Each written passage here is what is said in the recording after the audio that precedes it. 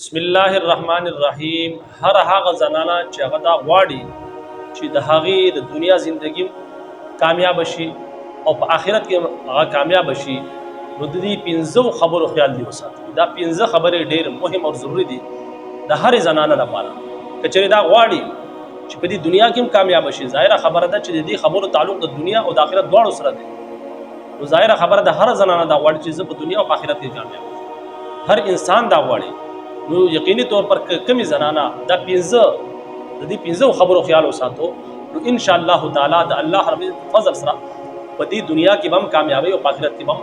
د الله رب العزت په فضل سره کامیاب وي. د قیامت پر ورځ باندې به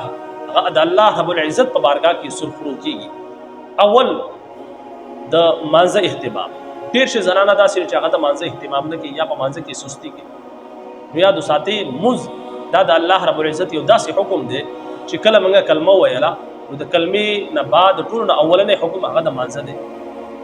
په قرآن مجید کې جا به جا موږ تاسو ته الله رب العزت د مانځه حکم راکړلی چې مونځ وکئ، مونځ قایم کئ. واقیم الصلاة قایم کول مطلب دا دی چې په صحیح طریقې سره ادا کول، په خشوع خضوع سره ادا کول، دا د مونځ قایمول دی. او ډېر شي زنانه داسې دي چې هغه په دې حوالې سره لږ سستی کوي. نو یاد وساتئ چې کومې زنانه په مانځه کې سستی کوي یا چې کوم کس په مانځه کې سستی کوي یا مونځ نه کوي، نو داسې خلکو په حوالې سره په قرآن مجید کې الله رب العزت فرمایي چې کله جهنم ته دا مسلمانان لاړ شي، بې نمازیان لاړ شي په جهنم کې وي، نو هلته کې به چې کوم غیر مسلم وي هغه به دې تپوس وکړي چې ای خلکو تاسو خو مسلمانان وئ، تاسو خو به کلمه ویله، موږ خو دلته کې زګ یو په دې جهنم کې چې موږ خو کلمه نه وویلې، لیکن تاسو کلمه ویله د هغې نه باوجود تاسو په جهنم کې څه کوئ؟ ما سلککم فی سقر. تاسو به په دې سقر د جهنم یو وادي ده چې هلته کې به بې نمازیان یعنې بېلمازه چې کوم خلک مونځ نه کوي هغه به هلته کې وي. نو دوی به ته جواب څه ورکړي؟ لم نکو من المصلین، موږ به مونځ نه کوو. حالانکه موږ ته پته وه چې دا مونځ ټیم شو، بانګ به ووي، بانګ به موږ واورېد، لیکن د هغې نه باوجود به موږ د دنیا په کارونو کې مصروف وو او سستی به کوله. نن د هغې په وجه باندې موږ باوجود د مسلمانۍ نه نن موږ په جهنم کې. نو اوله خبره دا ده چې خپل د مونځ اهتمام. زنانه لپاره بهترین مونځ هغه دی چې هغه د کور په صحن وي. بیا نبي علیه الصلاۃ والسلام فرمایي چې د هغې نه بهترین مونځ افضل مونځ دغه دی چې هغه د کور په دننه کمره کې، او بیا د هغې نه افضل مونځ دغه دی چې هغه د کور بلکل چې کوم دننه ګوټ دی په هغې کې مونځ وکړي. دا د زنانه لپاره بهترین مونځ دی. نو اوله خبره دا ده چې زنانه به څه کوي؟ د مونځ اهتمام کوي. په حدیث شریف کې راځي چې کم کس جان بوجھ کې مونځ پرېښو فقد کفر، نو د کفر وکړو. بعض فقها دا فرمایي چې کوم انسان جان بوجھ کې مونځ پرېږدي په قصده باندې، دا اسلام د دار اسلام نه خارج شي، دا انسان د دار اسلام نه خارج شو، دی مسلمان نه دی انسان. دا ډېر غټ جرم دی. بهرحال اول دا چې د مونځ اهتمام دی. دا مونځ فرض دی موږ تاسو باندې، دا به په هر حالت کې کوو، بلې دنیا دې روانه شي، لیکن مونځ به خپل په ټایم کوو. او که چېرې کومه زنانه د مونځ اهتمام کوي ان شاء الله تعالی په دې دنیا کې هم کامیابي الله رب العزت په لارې اساني، مشکلات به ختمي، او چې کوم کار کوي الله رب العزت په هغې کې ته اساني کوي. ځکه چې کوم انسان د الله رب العزت چې کوم حکم دی هغه ادا کړي، نو الله رب العزت په بیا دغه په کارونو کې د هغه مددګار شي. اول مونځ کول دا د الله رب العزت حق دی په موږ تاسو باندې. دویم خپل د خاوند حقوق ادا کول. په هر زنانه باندې خپل د خاوند حقوق ادا کول دا فرض دی. ګورئ دې ته حقوق العباد ویل کېږي. هغه زمونږ زنانه مسلمانانې هغه د غوږونه کولاو کړي چې تاسو باندې ستاسو د خاوند حق. په حدیث شریف کې راځي چې د خاوند څومره غټ حق دی. نبي علیه الصلاۃ والسلام فرمایي که چېرې د الله رب العزت نه علاوه بل چا ته سجده جایز وي، نو ما به زنانو ته وي چې خپل خاوندانو ته سجده وکړي. یعنې د خاوند دومره غټ حق دی په زنانه باندې. د خاوند چې کوم حقوق دي هغه ادا کول په زنانه باندې فرض دي. دې د حقوق العباد ویل کېږي. یاد وساتئ چې تر څو پورې په یو حدیث کې راځي چې د قیامت پر ورځ باندې به ټول نه مخکې د ښځې د خاوند چې کوم حقوق دي په هغې حوالې سره به سوال کېږي. نو دې ته حقوق العباد ویل کېږي. دا الله رب العزت ګورې په توبه سره نه معاف کړي چې تر څو پورې هغې خاوند ته نه معاف کړي، د خاوند حقوق ته نه ادا کړي، د هغې وخته پورې دې الله نه معاف کړي چې تر څو پورې دې خاوند نه معاف کړي. نو د خاوند حقوق په یو حدیث شریف کې راځي، نبی علیه الصلاۃ والسلام فرمایي چې یو زنانه ته خاوند د شپې आवाज وکړي او دا زنانه لاړه نشي انکار وکړي یعنی دې ته سوزر وغیرہ نه وي نو تر سهاره پورې په دې زنانه باندې فرشتي لعنت وکړي په دې باندې تر سهاره پورې د الله رب عزت طرف نه لعنت وريږي او په یو حدیث شریف کې دا راځي نبی صلی الله علیه وسلم فرمایي چې چېرې زنانه په تندور باندې روټۍ لګي او خاوند ته आवाज وکړي دا د روټۍ په دغه ځای پرې دي لاړ شي خپل د خاوند حق ته ادا کړي نو د خاوند حق صرف جنسي حواله سره د هغې خواهش پوره کول نه دي نور چې کوم د خاوند حقوق دي هغه ادا کولو په زنانه باندې فرض دي چې دا غواړئ چې په دنیا او آخرت کې کامیاب شي نو خپل د خاوندانو حقوق ادا کړئ که چېرې تاسو خپل د خاوندانو حقوق ادا کوئ نو خاوند به د باندې مهربانه وي بیا تاسو ته تعویض کولو ضرورت نشته ډېر شي زنانه داسې چې هغه ځي په خاوند باندې تعویضونه کوي د ټولو هغه تعویض دغه دی چې خپل د خاوند حقوق ادا کوي نو انشاءالله تعالی خاوند به ستاسو په خپو کې پروت خاوند به بیا ستاسو هغه به د بل چا بیا نه وي لیکن که چېرې د خاوند حقوق نه ادا کوئ نو بیا که تاسو 1000 تعویضونه وکړئ په هغې باندې تاسو خپل خاوند نشئ خپلولی نو دا دویمه خبره ده دا دویم عمل دی دغه شانتي دریم کار پرده په زنانه باندې پرده کول دا د الله رب العزت طرف نه چې دا حکم دی فرض دی زنانه به پرده کې خپل د حسن خپل د جمال د دې به حفاظت کوي پرده به کوي د دې چې کوم حسن دی د دې چې کوم جمال دی دا صرف خپل د خاوند دپاره خپل د خاوند نه علاوه د بل چا مخې ته بې پرده کېده یا حسن و جمال خود دا د دې لپاره ناجایز عمل دی حرام عمل دی دین الله رب العزت منع کړل کل للمؤمنات یغضضن من ابصارهن ويحفظن فروجهن وكل للمؤمنات يغضضن من ابصارهن ويحفظن فروجهن ولا يبدين زينتهن الا ما ظهر منها وليضربن بخمرهن على جيوبهن ولا يبدين زينتهن الا لبعولتهن قرآن مجید کې الله رب العزت فرمایي اے مومن زنانو خپل چې کوم نظرونه یې هغه جوړاو کوي یعنی خپل د دې نظر په ذریعه باندې نامحرم نارینه ته مه ګورئ چې تاسو د هغو تماشا کوئ او بیا مخکې د څه فرمایي قل للمؤمنات یغضضن من ابصارهن ويحفظن فروجهن خپل د شرمګاهونو حفاظت ولا يبدين زینتهن خپل چې کوم زینت ته هغه مه ظاهروئ الا ما ظهر منها وليضربن بخمرهن على جيوبهن خپل چې کوم صادر رہے خپل چې کوم دوپټه ده هغه خپل په سینو باندې خپل په سینو نه پاسه چې کوم دی خور کوي یعنی خپل سینې چې کوم دی هغه ښکلاوی مه د خلکو بلکې د هغې په ذریعه باندې خپل د دوپټې په ذریعه باندې خپل د صادر په ذریعه باندې هغه پټې کړي ولا يبدين زینتهن الا لبعولتهن خپل زینت مه ظاهروئ مګر چې چا لپاره چا مخې ته تاسو ظاهرولی شئ مثال طور پر ستاسو چې کوم خاوند دی د هغه مخې ته صرف تاسو خپل زیب و زینت ظاهرولی شئ خپل د خاوند نه علاوه بل چا مخې ته زیب و زینت تاسو نشئ ظاهرولی دا پرده د الله رب العزت حکم دی چې کومه زنانه پرده نه کوي او دا بار ته وځي په حدیث شریف کې راځي چې په داسې زنانه باندې د الله رب العزت لعنت وري نو یاد وساتئ چې کومه زنانه پرده نه کوي دا د الله رب العزت حقوق هم پامال کوي او دغه شانتې خپل د خاوند حقوق هم پامال کوي ځکه چې ستا جسم ستا زیب و زینت ستا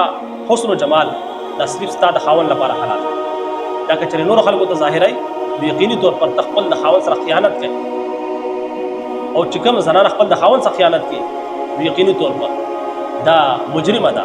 دا حقوق العباد هم کوي یعنی د بنده حق یعنی خپل د خاوند چې کوم حق دی هغه هم پامال کوي او حقوق الله هم پامال کوي یعنی د الله رب طرف دا حکم دی فرض کړی دی دا پرده تاسو باندې د الله رب چې کوم حکم دی د الله رب حق دی هغه هم پامال کوي داسې زنانه نو یقیني طور پر که چېرې دا غواړئ چې په دنیا کې کامیاب شي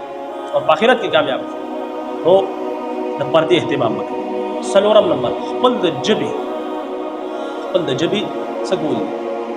خپل په ژبه باندې کنټرول کړئ ډېر شي زنانه داسې چې په جهنم ته به ځي د دې ژبې د لاسه ځکه چې زنانو اکثر زنانو چې کوم دا ژبه ده دا په کنټرول کې دي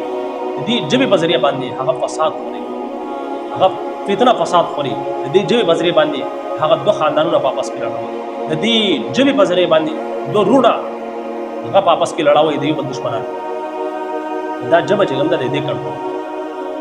په حدیث شریف کې راځي جناب نبی کریم صلی الله علیه وسلم څه فرمایي المسلم من سلم المسلمون من لسانه ويده مسلمان هو هغه دی چې دا هغه د ژبې نه د هغه د لاس نه بل مسلمان محفوظ یعنی بل مسلمان ته ایذا ورکول تکلیف ورکول خپل د جبې په ذریعه باندې یا د لاس په ذریعه باندې څه طریقې سره خپل د جسم نه باغې کې اکثر چونکې جبه استعمالېږي ځکه په حدیث شریف کې د جبې ذکر دی چې مسلمان خو هغه دی چې د هغه د جبې نه د هغه د لاسونو نه بل مسلمان محفوظ وي. نو اکثر فسادات د دې جبې د لاسه کېږي. حضرت علی رضی الله تعالی عنہ فرمایي چې د تلوار د تورې چې کوم زخم دی دا خو ټیک شي دا راټول شي قسم شي لیکن د جبې چې کوم زخم دی هغه په زړه باندې ولګي دا زخم بیا نه راټولېږي دا زخم همیشه لپاره. نو خپل د جبې کنټرول ډېر چې زنانه به د دې جبې په ذریعه باندې د قیامت پر ورځ باندې هغه څه کي جهنم نو په جبه کې دا ده چې بل بدره دی ویل خو خپل بځې دي د هغې نه علاوه چغلخوري کول غیبت کول دا ټول معاملات چې کوم د جبې سره چې کوم معاملات تعلق دی په دغې حوالې سره خپل د جبې کنټرول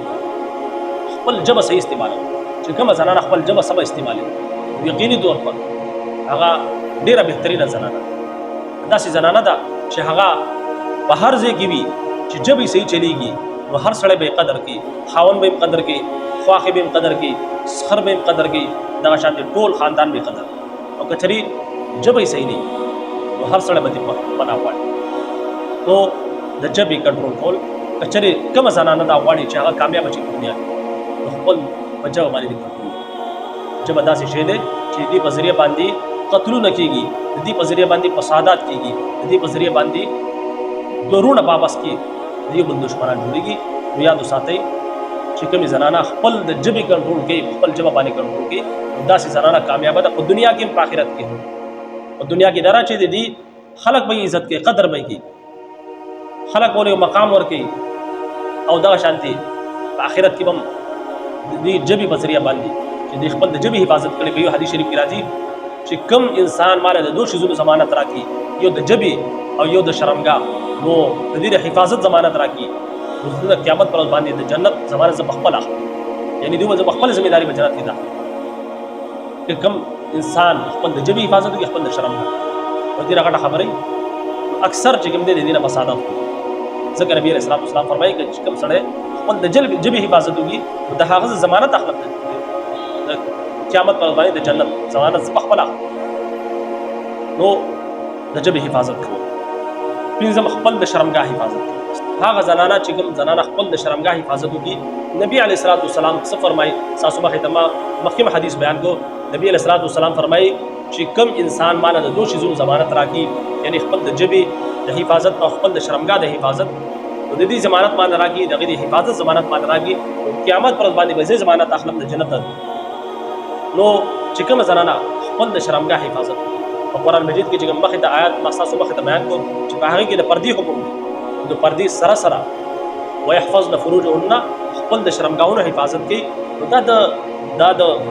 هغې زنانه نشاني ده چې نیک عمله دا د حقیقي معنو باندې چې کوم مسلمان زنانه ده د هغې نشاني وي چې هغه به خپل د سترګو هم حفاظت کوي هغه به خپل د ژبې هم حفاظت کوي هغه به خپل د شرمګاه خپل د عزت هم حفاظت کوي. نو دا زنانه چې کومه زنانه خپل د شرمګاه حفاظت کوي نو یقیني طور پر دا زنانه دا جنتی زنانه ده دا د دې زنانه علامت دغه دی چې دا جنتی زنانه ده او د قیامت پر ورځ باندې به ان شاء الله تعالی جناب نبی کریم صلی الله علیه وسلم د داسې زنانه شفاعت کوي چې کوم زنانه خپل د ژبې حفاظت کوي خپل د شرمګاه حفاظت کوي نو نبی علیه السلام د داسې زنانه یا د داسې نارینه څه اخیستی دی ضمانت یې اخیستی نو یقیني طور پر دا که بل طرف ته که چېرې خپل د شرمګاه حفاظت نه کوي خپل شرمګاه غلط استعمالوي په زنا کې استعمالوي نو یقیني طور پر دا ډېر غټ جرم دی. یو خو دا حقوق العباد دي خپل چې کوم خاوند دی د هغې حق دا ضایع کوي او چې تر څو پورې خپل خاوند نه یې بخلي نو تر هغې وختې پورې الله رب العزت نه بخي پورې ځکه چې الله رب العزت به مونځ ته معاف کړي روژه به ته معاف کړي نور چې کوم د الله رب العزت حقوق دي هغه به ته معاف کړي لیکن د بنده حقوق چې تر څو پورې هغه بنده نه معاف کړي هغه انسان نه معاف کړي نو الله رب العزت پورې نه معاف کړي. نو چې کومه زنانه په دې امانت کې خیانت وکړي یقیني طور پر تر څو پورې هغې خاوند نه معاف کړي نو رب کریم دې هم نه معاف کړي. او په حدیث شریف کې راځي چې کوم زنانه کوم نارینه زنا کوي د هغې هغه چې کله جهنم ته لاړ شي په جهنم کې به یو داسې بدبو پیلاو شي یو داسې بدبو څخه چې جهنمیان به دې پناه غواړي چې دا د څه شي بدبو ده فرشتې به عرض وکړي چې دا هغه زناکار